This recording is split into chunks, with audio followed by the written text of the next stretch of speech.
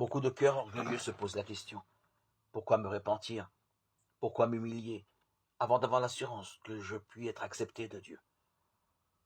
Je vous en prie, portez vos regards sur Jésus-Christ. Il était sans péché. Il y a plus, il était le roi du ciel. Et par amour pour l'humanité, il s'est fait pécher à notre place. Il était mis au nombre des malfaiteurs.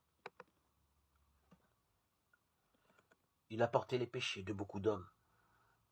Il a intercédé pour les coupables. Ésaïe 53, 12.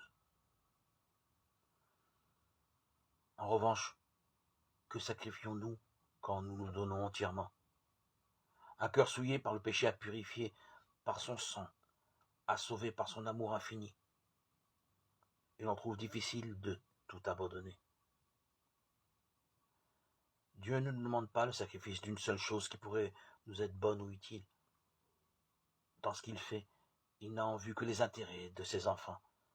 Il tient en réserve pour eux des biens infiniment supérieurs à ceux qu'ils poursuivent.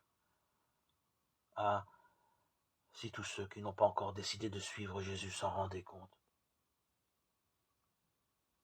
Celui qui agit contrairement à la loi de Dieu fait à son âme le plus grand dommage. Il n'y a aucune joie véritable sur le sentier défendu par celui qui fait tout en vue de notre bien.